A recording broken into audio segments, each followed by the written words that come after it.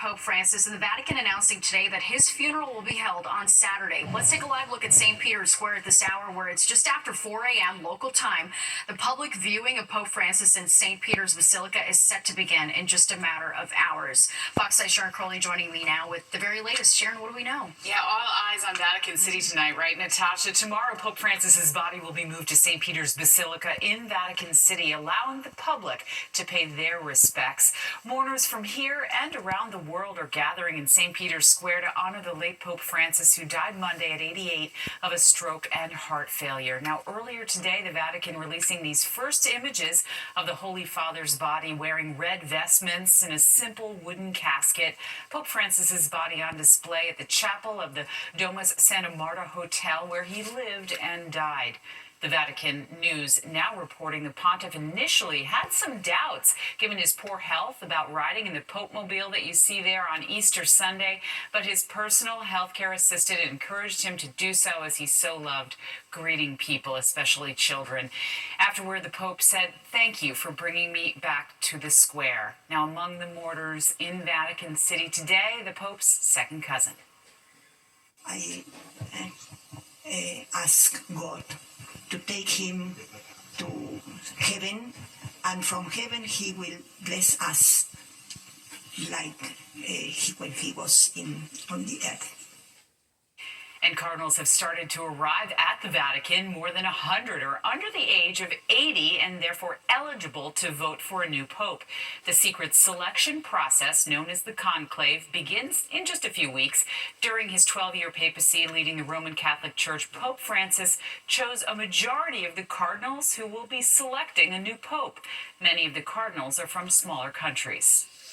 Pope Francis, unlike any other pope before him, decided, I'm going to bring in cardinals from the corners of the earth, because I want this to be a universal church. You know, so normally you'd have, for instance, a cardinal in Boston, a cardinal in Los Angeles. Francis didn't name them, but he has a cardinal from Mongolia, where there's only a few thousand Catholic people. So you say, why would he do that in a far-off country? Because he wanted to say, Jesus Christ and the Catholic Church are here for everyone of every background, no matter where they come from, not just the powerful, not just the elite. Well, among the dignitaries who will be attending the Pope's funeral on Saturday morning will be President Trump and the First Lady, and Prince William, who is representing his father, King Charles. Natasha, so it'll be a very big event, which we'll be covering for you, of course. Absolutely. All right, Sharon, thank you so much. Well, many tributes to Pope Francis are happening back here at home, including, of course, at St. Patrick's Cathedral. Hundreds attending a memorial mass led by Cardinal Timothy Dolan today. Parishioners and priests from around the Archdiocese, as well as tourists, attended. And after the mass, Cardinal Dolan reflected on Pope Francis's visit to New York back in 2015. I was amazed at the size of New York, and he would say to me, well, what are all these buildings? And I said, they're homes where the people live, Holy Father. And then he would look out at the ecstatic crowds along the road, and he said, but they all come to see me. They love me. Like he was surprised. And I was so happy with that. And to this day, every time I see him, he will say, I will never forget my visit to New York. Cardinal Dolan is headed to the Vatican now, where he will participate in the funeral mass for Pope Francis. Then he'll take part in the conclave to select the next pope. And of course, stay with Fox 5 on air and online, as well as the Fox Local app, as the world remembers Pope Francis ahead of his funeral on Saturday. Well, they're getting heated over homelessness in one New Jersey community, and it's all over an ordinance that's generating a lot of controversy, leading to a packed City Hall meeting tonight. Fox 9's Jessica Formoso is live in Summit, New Jersey with the very latest. Hi, Jess. Natasha, that's right, and that city council meeting is going on at this hour. It started roughly about 7:30, and as you mentioned, it is getting heated now. There was about 80 to 100 people. They actually had to use the hallway of City Hall to accommodate the overflow. Now, you know, the budget was on the list. That was the number one topic, but people came out because of the 11871, a piece of legislation introduced in the last city council meeting, which would restrict camping, sleeping, or storing belongings in public spaces, with penalties including fines up to $2,000 or up to 90 days in jail. Tonight, the mayor of Summit saying, after much thought and speaking with service providers, advocates, and others, they have amended the ordinance ordinance. We know the focus will now be on camping and unattended personal belongings, but at this hour we are still waiting to hear from the city council on the details of this amended ordinance, which means, are there going to be penalties? If so, what are the penalties? The city council was originally set to vote on the original ordinance tonight, but like I said, they have amended it. Now the mayor and city council addressing the crowd, saying this is about public safety. What we're talking about is a group of people that are pulling knives on kids. They're defecating and urinating on bitches. That are fighting with police. That are harassing residents. That are writing terroristic graffiti in the bathrooms of the train station. So I am going to. Now, before the meeting, homeless advocates gathered outside of City Hall to protest this ordinance, saying there should be more housing, not handcuffing individuals. About 14 months ago, the mayor and homeless advocates created a homelessness task force to address the issue. The mayor saying at the time there were nearly 40 homeless individuals here in Summit. The task helped 21 of them, providing them with services and housing. According to advocates, right now they say the city has a population of 5 homeless individuals. They say this is not a crisis and the city should be helping them, not trying to criminalize them.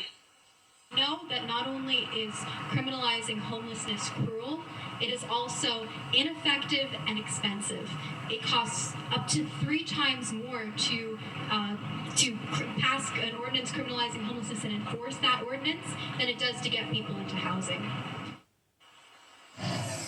So like I said, this meeting is still going on. Now we're up to the public comment portion, which there is a line. There's a lot of people who have something to say about this. So it could be another hour or two. It's going to be a long night here in Summit. But again, the city council has put aside the original ordinance and have amended the ordinance. Of course, we're still waiting for the details. Hopefully we'll have those sometime tonight. That's the latest I have from Summit. I'm Jessica Formoso, Fox 5 News. Natasha? All right, Jess, thank you.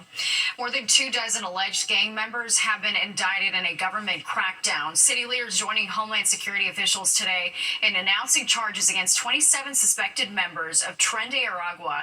The charges they face include racketeering, sex trafficking, carjacking, and robbery. Detectives are still looking for 6 of the suspects. Today, Mayor Adams defended working with the federal government to dismantle gang activity.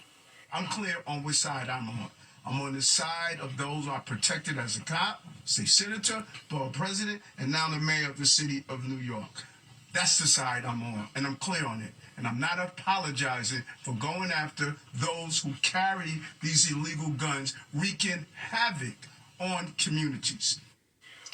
Border Czar Tom Homan was with the mayor at today's announcement. He says the Trump administration will continue to fight court challenges so that ICE agents can get access to Rikers Island. Well, it's the fight over a local school mascot making it all the way to the White House. How President Trump is trying to intervene and what he wants to see happen. And it's time to pay the piper or your student loans. The feds are getting ready to collect on those borrowers who are in default, and they could take the money right out of your paycheck.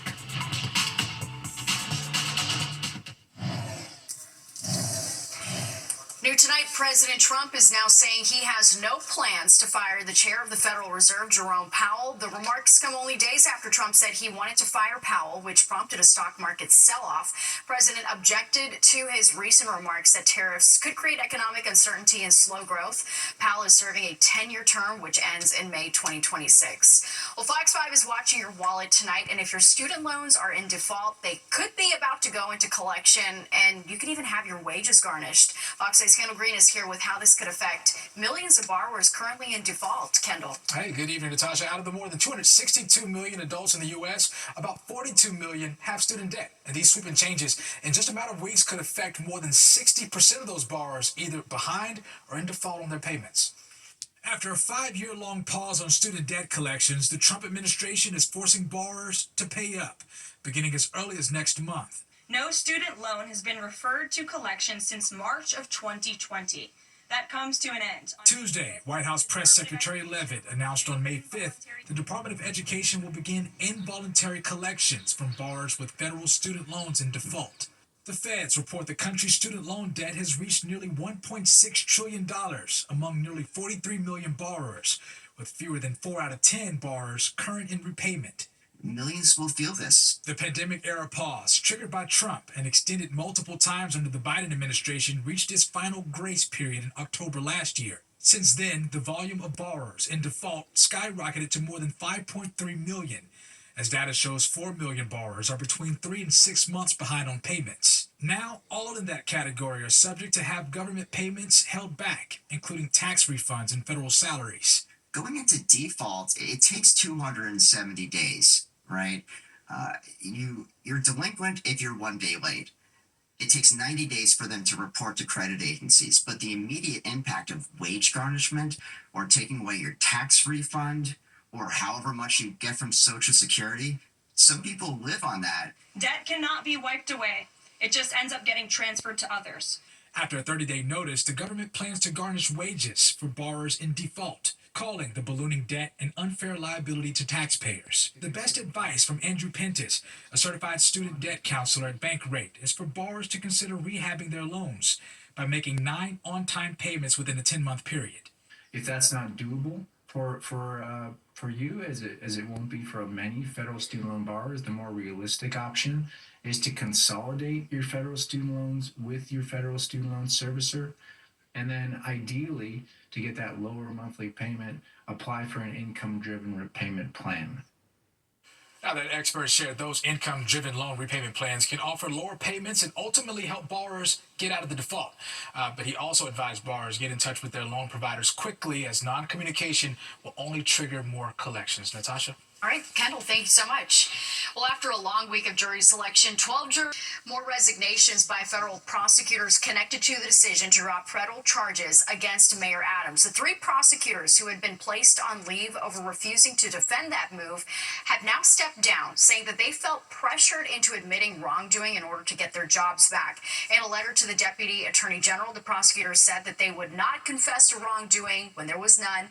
Mayor Adams was indicted last year on federal corruption charges, but a judge dismissed the case earlier this month.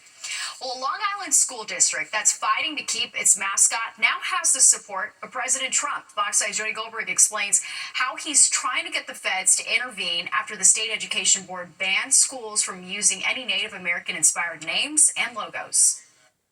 Should the Massapequa School District be allowed to keep their Chiefs mascot and logo? We asked the Native Americans if they would be offended. They said yes, and we have to respect them. Never heard anybody complain once about it. The local controversy now on the national stage after President Trump took to Truth Social. He's calling on the U.S. Secretary of Education to fight for the people of Massapequa, who says it would be ridiculous to change their Chiefs mascot. It's been embedded in our community, in our town for so long. I think President Trump has a load of better things to do than get caught up with this. The mascot ban stems from a decision made by the New York State Education Department more than 2 years ago, requiring districts change their Native American-inspired mascot or risk losing funding. 4 districts on Long Island, including Massapequa, filed a federal lawsuit, and that was recently dismissed. Now the board here hopes Trump's support will allow them to keep the Chiefs. I don't feel it's a disgrace to them at all. If anything, we're honoring them. A spokesperson for the Education Department says if members of the Massapequa Board of Ed want to honor and respect Long Island Native American past, they should talk to the indigenous people who remain on Long Island. Harry Wallace, chief of the Unkechaug Indian Nation, says in a statement, the use of Native American mascots perpetuate racist symbolism.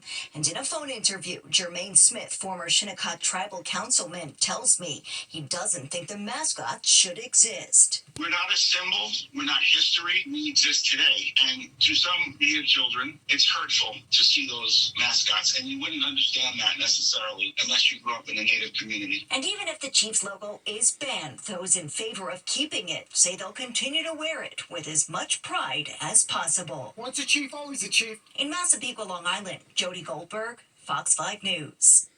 Well, phasing out artificial dyes from our food supply. The new plan from the FDA to get rid of the petroleum-based dyes currently in popular products and changing the way trucks deliver in the city. We're taking a closer look at the brand new pilot program.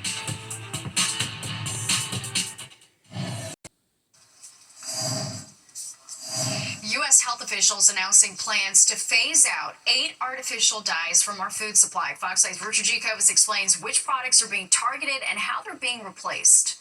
From grocery store aisles to the candy counter, colorful food on shelves have been appealing to kids of all ages for decades. But for anyone trying to avoid colorful cereals and gummy bears without many healthy alternatives, they sometimes have no choice. But that's about to change. If they want to eat petroleum, they ought to add it themselves at home. But they shouldn't be feeding it to the rest of us. Health and Human Services Secretary Robert F. Kennedy Jr. making a promise that he would crack down on colorful additives in food. As part of his Make America Healthy Again agenda, Kennedy, along with the newly confirmed head of the Food and Drug Administration, Marty Makary, kept a promise today announcing that by the end of 2026, the FDA will eliminate 8 commonly used petroleum-based synthetic food dyes from the U.S. food supply. For the last 50 years, American children have increasingly been living in a toxic soup of synthetic chemicals. The scientific community has conducted a number of studies raising concerns about the correlation between petroleum-based synthetic dyes and several health conditions. And it's not just the candy, like the jelly beans and the gummy bears, that contain these synthetic food dyes. Walk into any grocery store and down any grocery store aisle, whether it's cereal or baked goods, pick up a label, and you're bound to read the ingredients and find red, blues, and yellows. But if RFK Jr. gets his way in 2 years, these shells will look a lot different. They're really just there to make the colors vibrant and supposedly appealing. Before President Trump took office, the FDA banned red dye number 3 after studies linked the dye to cancer in animals. Dr. Melissa Ring says there are healthy alternatives companies can use when dyeing food, like turmeric or carrot juice, ingredients that wouldn't be considered harmful to one's health. I think we're going to see a difference. I think there's no reason we shouldn't be able to do this. Richard Giacobas, Fox 5 News. Well, could there be a creative solution to reducing the number of delivery trucks clogging city streets? The DOT seems to think so, but what do New Yorkers think about these new micro hubs? And for latest updates on the Jones Road wildfire, you can download the free Fox Local app.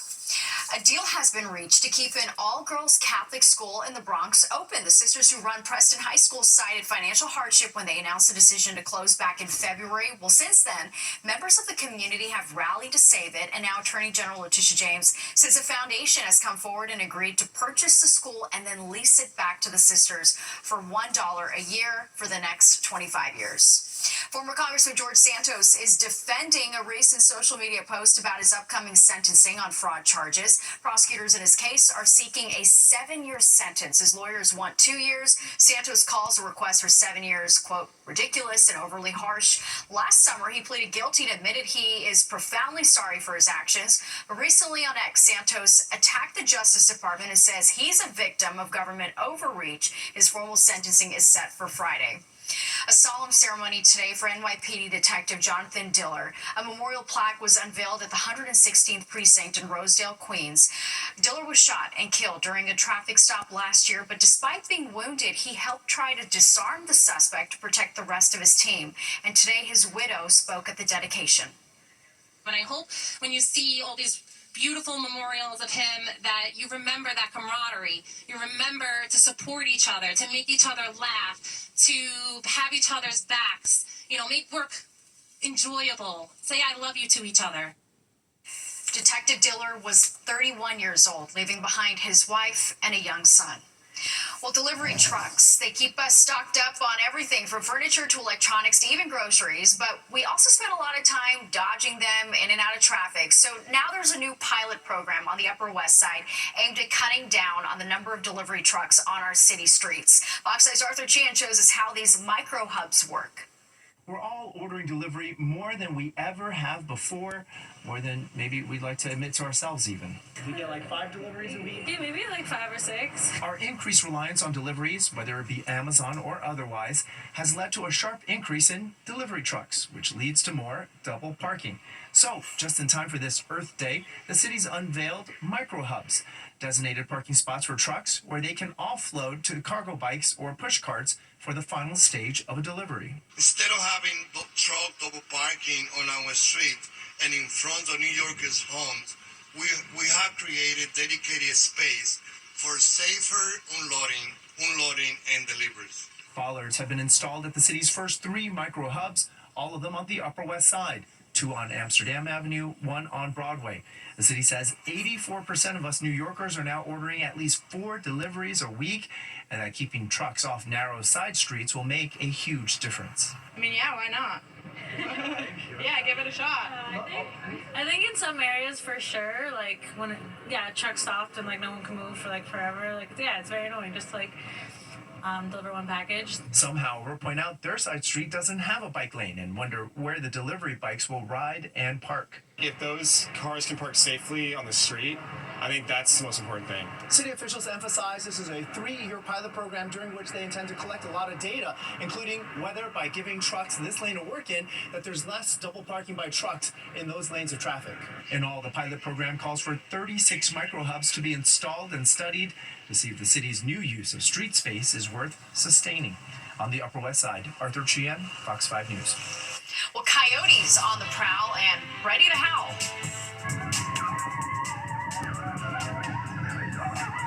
So wild. No, that's not the Hudson Valley. The Coyotes are raising a racket in the Bronx. And there's a new player taking a bite out of the Big Apple's donut game, but these aren't your average fried treats.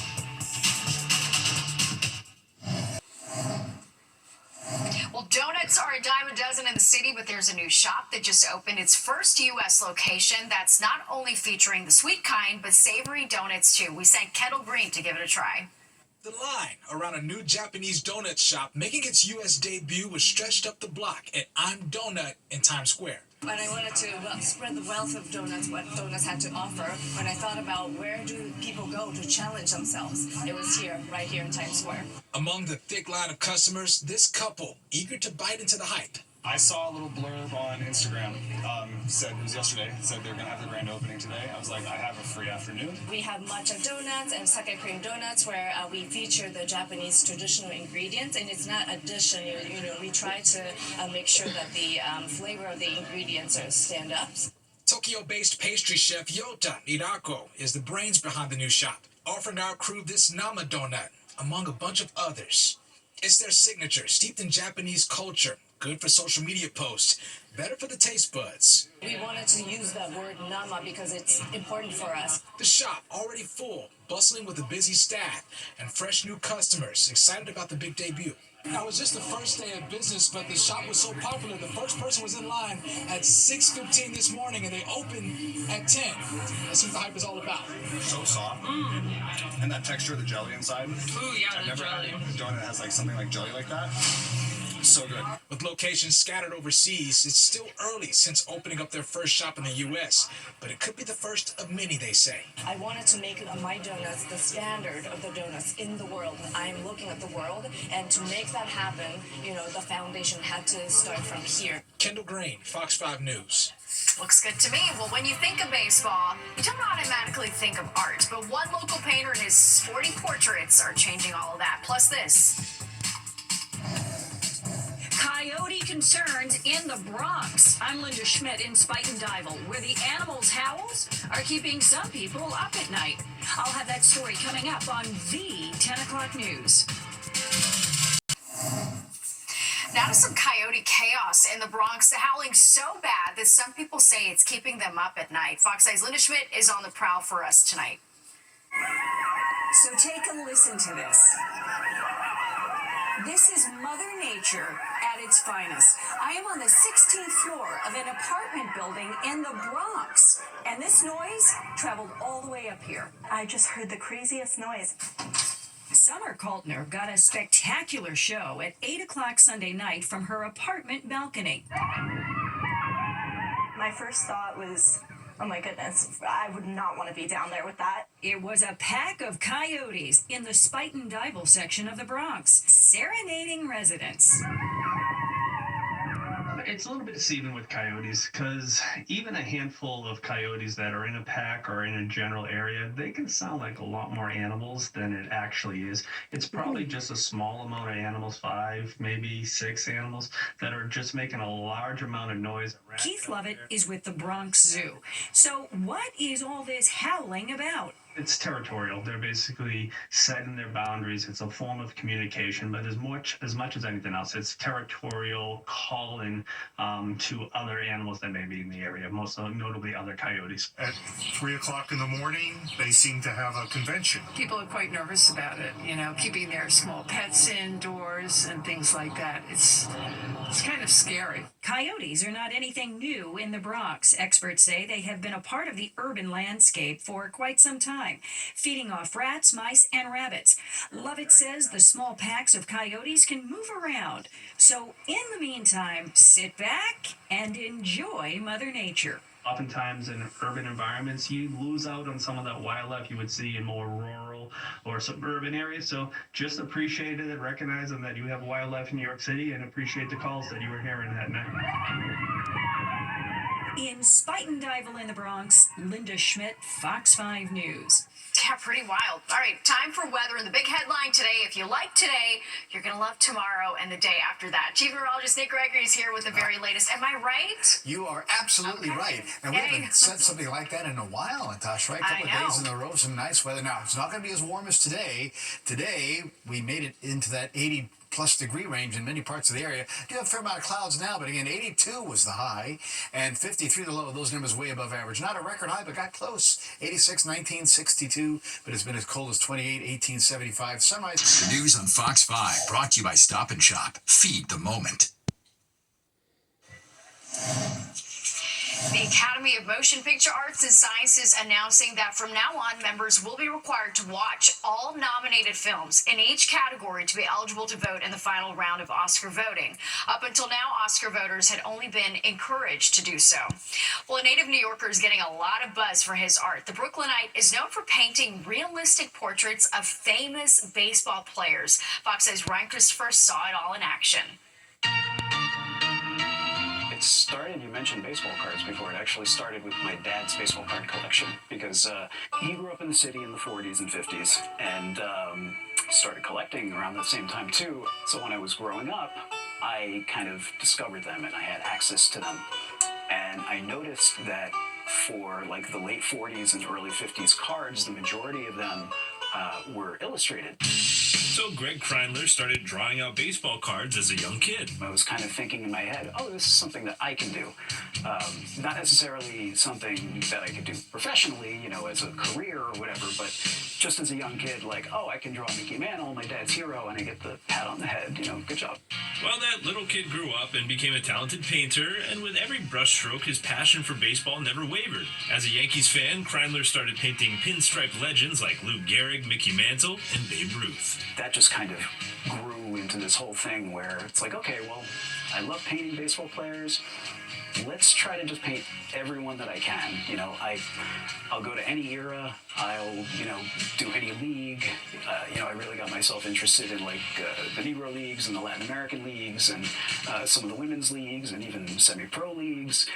And, the hard part is just coming to terms with the fact that I'm not going to be able to paint everything. The artist now has an astonishing 11-year wait list for new paintings, and they range in all sizes, like this massive piece of art of pitching great Satchel Paige. This guy, I think, is 36 by 46. Wow. And this is the great Satchel Paige? Yes. Now, how much time has gone into this one painting? Many hours. This has got to be close to 200 hours at this point. And it's almost there, but it's still got a little ways to go. Most of the baseball players he paints are dead, but brings them back to life through art for many fans. I'm really focusing on things like color and the way that light kind of shapes each image, because the light is kind of my main concern. I feel like that's how I try, at least, to bring these people alive, to kind of remind them that that Babe Ruth didn't exist in this drab black and white world. He's so incredibly talented. And there's more of the 10 o'clock news straight ahead. We'll be right back.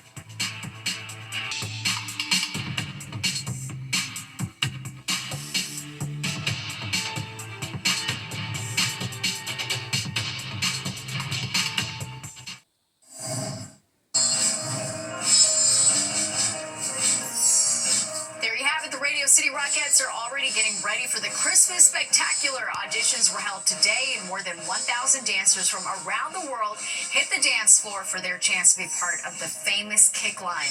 This year marks the Rockettes' 100th anniversary. Let's get one last check of the forecast. Nick Gregory back with some really great news. Yes, it's going to be very nice weather over the next couple of days, Natasha. Starting with tonight, a little cool in spots to the northwest, mid-40s there.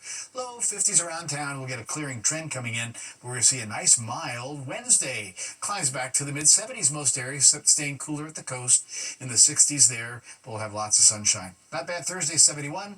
Friday looks okay, 76. Showers at night, but it's going to be some periods of rain or showers on Saturday. Windy in the afternoon, drying out, still windy and cooler on Sunday, and then nice again early next week. Looks good. All right, Nick, thank you. That does it for us tonight. If you missed any part of the 10 o'clock news, you can always catch an encore on our free streaming app, Fox Local, where you can stream our newscast anytime. Have a great night. We'll see you tomorrow.